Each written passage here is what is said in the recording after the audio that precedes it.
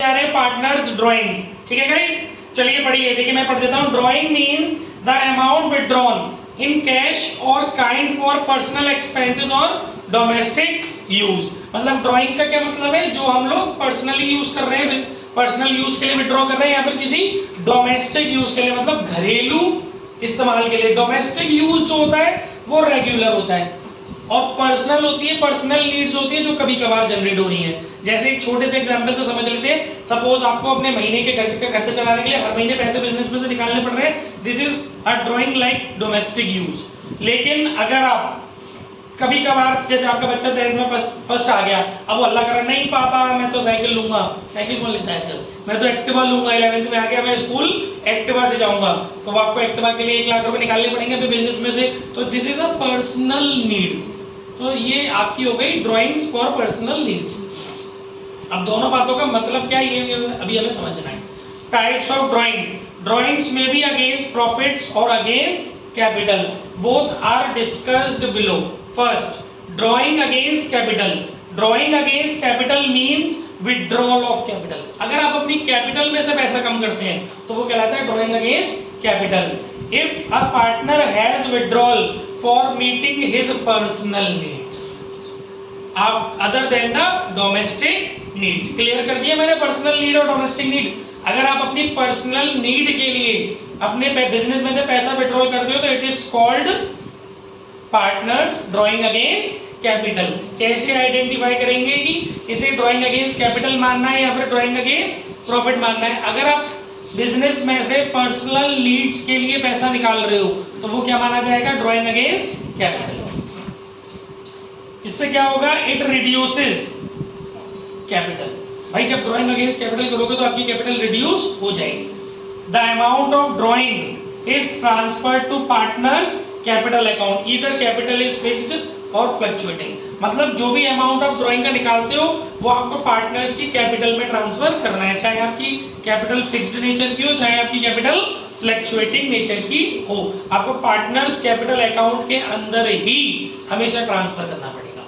ठीक है, और इसके बाद आगे बोल रहा है it is considered for calculating IOC but not interest on drawing. अगर आप इंटरेस्ट ऑन कैपिटल की कैलकुलेशन करोगे तो वहां पर ड्राइंग अगेंस्ट कैपिटल का ध्यान रखना है। लेकिन अगर आप आईओडी की कैलकुलेशन करोगे, इंटरेस्ट ऑन ड्राइंग्स, जो कि मैं भी आपको आगे सिखाऊंगा, इंटरेस्ट ऑन ड्राइंग की कैलकुलेशन करते समय ड्राइंग अगेंस्ट कैपिटल को ध्यान में नहीं रखना है। लेकिन इंटरेस्ट ऑन कैपिटल की कैलकुलेशन करते समय ड्राइंग अगेंस्ट कैपिटल को ध्यान में रखना है। आगे इट इज कंसीडर्ड हो गया, हाँ एक रह गया, it is considered for calculate, ये तो हो गया। अब देखिए इसके आगे लिखा है जर्नल एंट्री।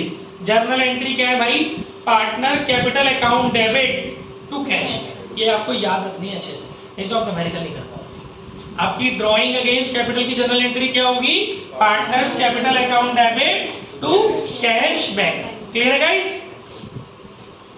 आगे बोल रहा है नेक्स्ट टॉपिक है drawing against profit. Drawing against profit means drawing against his expected share of profit. मतलब आप अभी प्रॉफिट में से निकाल रहे हो, लेकिन प्रॉफिट तो एट द एंड आता है ना भाई। आपका प्रॉफिट कब आता है, वर्ष के एंड में, लेकिन आपको तो बीच में ही अगर ड्राइंग करनी है तो इसीलिए आप अपने एक्सपेक्टेड प्रॉफिट में से निकालते हो कि इतना तो प्रॉफिट मुझे होगा ही होगा, चलो उसमें से इतना तो मैं निकाल ही सकता हूँ। तो जो भी आप ड्राइंग्स कर रहे हो, अगर एक्सपेक्टेड प्रॉफिट कि अभी आपको आया नहीं, मान लो आपको 1 जुलाई को ड्राइंग करनी है, अब 1 जुलाई को थोड़े ना प्रॉफिट आप कैलकुलेट कर लोगे। प्रॉफिट की कैलकुलेशन तो आप 31 मार्च को पीएनएल एप्रोप्रिएशन और पीएनएल अकाउंट बना करके करोगे। पीएनएल अकाउंट बना करके तो प्रॉफिट की कैलकुलेशन करोगे। लेकिन आपको बीच में ड्राइंग्स करनी है तो वो अगर आप एक्सपेक्टेड प्रॉफिट के पॉइंट ऑफ व्यू से करते हो कि भैया घर तो चलाना है, हर महीने खर्चे के लिए पैसे चाहिए, तो आपको बिजनेस में से हर महीने करना पड़ रहा है ड्राइंग। तो अगर आप एक्सपेक्टेड प्रॉफिट में से करते हो तो उसको बोलते हैं हमें drawing against profit. Actual share of profit is of a partner is known at the end of the year. ये तो लास्ट में पता चलता है। Withdrawal is earlier than it is due. लेकिन हम ड्यू होने से पहले ही, प्रॉफिट को ड्यू होने से पहले ही हम लोग ऐसा निकाल लेते हैं बिजनेस में से। ठीक है, since it does not reduce capital, क्योंकि ये ड्राइंग अगेंस्ट कैपिटल तो है नहीं, तो इससे कैपिटल रिड्यूस नहीं होती। ये दोनों में डिफरेंस है कि वो कैपिटल को रिड्यूस करता है, ये कैपिटल को रिड्यूस नहीं करता। It is debited to drawing account. And not to the capital account. यानी कि आपको ड्राइंग अगेंस्ट प्रॉफिट को कौन से अकाउंट में डेबिट करना है? ड्राइंग अकाउंट में। जिस दिन आप ड्राइंग करोगे उस दिन जो अकाउंट आप डेबिट करोगे जनरल एंट्री में वो होगा पार्टनर्स ड्राइंग अकाउंट। अभी इससे पीछे आपने अभी ड्राइंग अगेंस्ट कैपिटल पढ़ा था, तो वहां पर आपने एंट्री पढ़ी थी पार्टनर्स कैपिटल अकाउंट डेबिट, है ना, टू कैश बैंक। तो वहां पर आपने कौन सा अकाउंट डेबिट किया था? Partners capital account. लेकिन यहाँ पर आप कौन सा अकाउंट डेबिट करोगे? पार्टनर्स ड्राइंग अकाउंट या ड्राइंग अकाउंट। आई होप समझ में आ रहा होगा अच्छे से। It is not considered for calculating IOC. ये डिफरेंस भी आप निकाल सकते हो, पेपर में 2 नंबर में आ जाए डिफरेंस बताइए ड्राइंग अगेंस्ट कैपिटल और ड्राइंग अगेंस्ट प्रॉफिट में, तो दोनों की थ्योरी अच्छे से बताओगे तो डिफरेंस बन जाएंगे ना कि ये आईओसी की कैलकुलेशन में सपोर्ट नहीं करता, वो करता था, वो आईओडी की कैलकुलेशन में नहीं करता था, ये आईओडी की कैलकुलेशन में कंसीडर होता है। ठीक है, आगे क्या है? Journal entries. क्यों होता है, कैसे होता है, वो हम आगे पढ़ लेंगे। Journal entries, partners drawing account debit to cash bank purchase, क्योंकि गुड्स भी निकाल सकते हो उसमें आप पर्सनली यूज के। भाई कैपिटल में थोड़ी ना गुड्स निकालोगे, ड्राइंग अगेंस्ट कैपिटल में कभी गुड्स थोड़ी ना निकालोगे, उसमें तो आप कैश निकालोगे या बैंक में से पैसे निकालोगे, बट इसमें तो आप गुड्स भी निकाल सकते हो ना, इसीलिए कैश बैंक या परचेज। क्लियर है? आगे, the amount of drawing is transferred to partner capital account. Guys ये देखो, पहली वाली एंट्री जो मैंने अभी पढ़ी है वो होगी उस दिन जिस दिन आप ड्राइंग करोगे, सपोज 1 जुलाई को करो, लेकिन उसका क्लोजर भी करना पड़ेगा। जितना भी क्लोजर होगा वो क्लोजिंग डेट पे होगा, यानी कि 31 मार्च को। उस दिन क्या होगा? The amount of drawing is transferred to partner capital account where capital is fluctuating, और partner current account where capital is fix. अगर आपकी कैपिटल फिक्स्ड है तो आपने ये जो ड्राइंग निकाली है ना, इसको आप पार्टनर की कैपिटल पार्टनर के करंट अकाउंट से क्लोज करेंगे। लिसन, ड्राइंग अगेंस्ट प्रॉफिट का क्लोजर पढ़ा रहा हूं। ड्राइंग अगेंस्ट प्रॉफिट की एंट्री में पढ़ा चुका, ये उस दिन होगी जिस दिन आपकी ड्राइंग होगी। अब उसका क्लोजर 31 मार्च को होगा। कहां से होगा?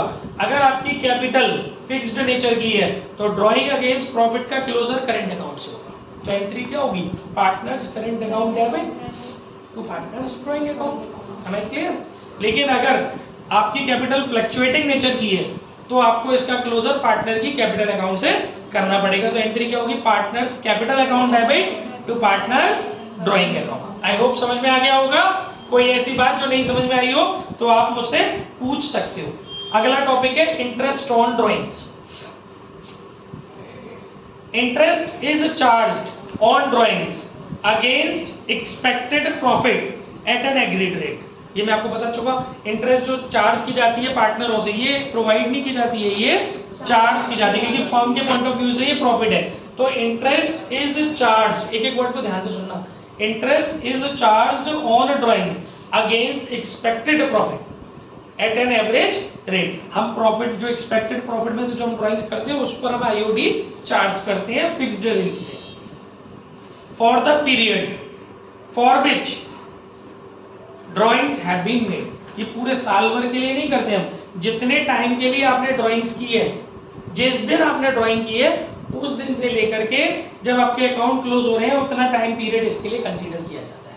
जैसे आपने 1 जुलाई को ड्राइंग की तो 1 जुलाई से लेकर के आने वाला 31 मार्च, यहाँ से यहाँ तक 9 मंथ हो रहे हैं तो 9 मंथ के लिए चार्ज होगा। समझ में आ रहा है? 1 दिसंबर को अगर आपने ड्राइंग्स की तो 1 दिसंबर से लेकर के 31 मार्च 4 महीने हो रहे हैं, दिसंबर जनवरी फरवरी मार्च 4 मंथ्स के लिए आप लोग इसका टाइम पीरियड मानेंगे। क्लियर है?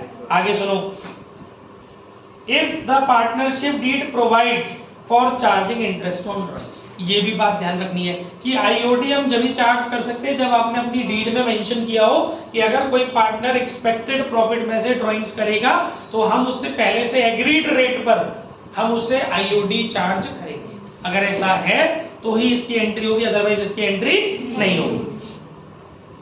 No interest is charged on drawing if there is no express agreement among the partner about it. ये तो मैंने बता ही दिया। Remained outstanding from partners during an accounting year. ये क्या लिखा है? Remained outstanding from the partner during the accounting year.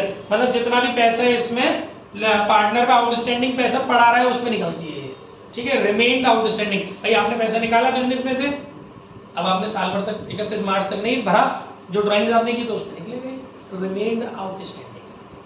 Charging interest on drawings discourages excessive amounts of drawing by the partner. हम क्यों करते हैं? हम ड्राइंग अगेंस्ट प्रॉफिट्स क्यों करते हैं? ताकि पार्टनर थोड़े से डिस्करेज हो जाए, बार बार ड्राइंग्स ना करें। नहीं तो फिर हर पार्टनर चला के दिखाएगा, ओहो 1 लाख आएगा इस बार तो मैं निकाल के ले जाऊंगा 60,000, वो इस बार तो 80,000 आएगा मतलब 70,000 निकाल के ले जाऊंगा।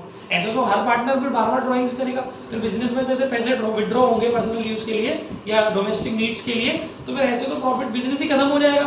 इसीलिए हम थोड़ा सा आईओडी लगा देते हैं पार्टनर के ऊपर, ताकि उसे लगे भाई यार इतनी महंगी ब्याज देनी पड़ रही है, पार्टनर तो नहीं लगा है तो बिजनेस में, ठीक है। तो थोड़ा सा डिस्करेज करता है। और आईओसी इंकरेज करती थी ज्यादा से ज्यादा पैसा लगाने के लिए, और ये डिस्करेज करता है कम से कम पैसा बिजनेसमैन मतलब जो पार्टनर है वो निकाले बिजनेस में कम से कम। अब इसका अकाउंटिंग ट्रीटमेंट समझो। सबसे पहले तो मैंने कहा ना ये फर्म चार्ज करती है पार्टनर से, है ना। तो ऑन चार्जिंग आईओडी, जब फर्म देखो ये जो जिस डेट पे एंट्री होगी क्लोजिंग डेट पे होगी, क्योंकि क्लोजिंग डेट पर ही आईओडी चार्ज करेगी फर्म पार्टनर से। तो क्या एंट्री करेगी फर्म? पार्टनर की कैपिटल या करंट अकाउंट को करेगी debit.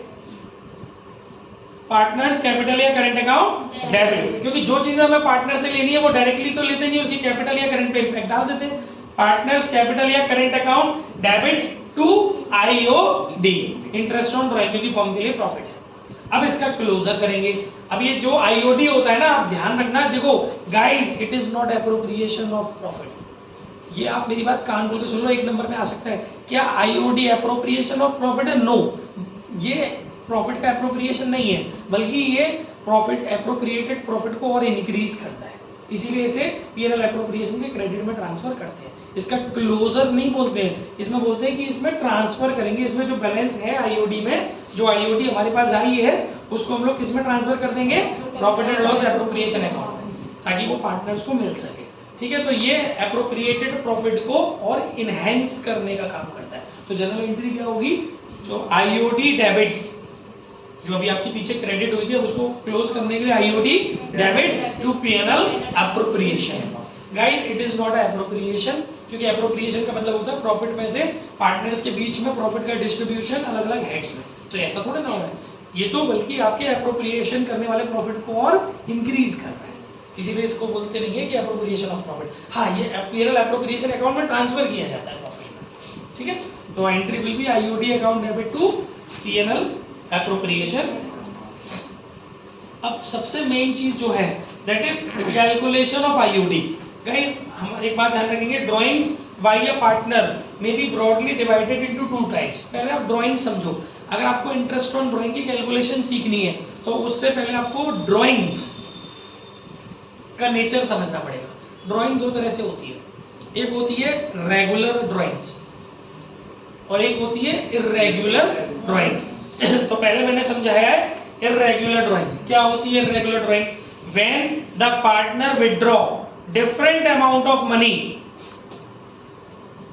At different time intervals, the interest is calculated using the simple method और प्रोडक्ट मेथड। मतलब इर्रेगुलर ड्राइंग का होता है जब आप हर बार अलग अमाउंट विथड्रॉ कर रहे हो और अलग अलग टाइम गैप पर कर रहे हो। कभी आपने 1 जुलाई को कर लिया, कभी कुछ दिन बाद आपका दिल कर गया आपने 1 फरवरी को कर लिया, कभी आपने 1 अक्टूबर को कर लिया। ड्राइंग्स आपकी प्रॉपर सेम टाइम गैप पर नहीं हो रही। सेम टाइम इंटरवल का मतलब होता है जैसे हर महीने आप 1 तारीख को ड्राइंग कर रहे हो और एक जैसा अमाउंट हर महीने 2,000 रुपये विथड्रॉ कर रहे हो 1 तारीख को, हर महीने की पहली तारीख को आप 2,000 रुपये बिजनेस में से विथड्रॉ कर रहे हो। तो this is called regular drawing. कभी आपका मन कर रहा है जब आप विथड्रॉ कर रहे हो कितना भी कर रहे हो, कभी 5,000, कभी 3,000, कभी 10,000, कभी 20,000, कभी 2,000, तो this is called irregular drawing. ना तो टाइम गैप, 2 ड्राइंग्स के बीच में जो टाइम गैप है वो सेम नहीं है और ना ही अमाउंट सेम है। तो ये सिचुएशन होती है आपकी इर्रेगुलर। और इस इर्रेगुलर ड्राइंग की सिचुएशन में आपको जो इंटरेस्ट कैलकुलेट करनी है ड्राइंग्स पर, वो कौन से मेथड से करनी है? या तो सिंपल मेथड से या फिर प्रोडक्ट मेथड से। अब सिंपल मेथड और प्रोडक्ट मेथड को हम लोग कल समझेंगे। आगे समझ में अच्छे से? यहाँ तक अपना काम कंप्लीट कर लेना। Thank you guys.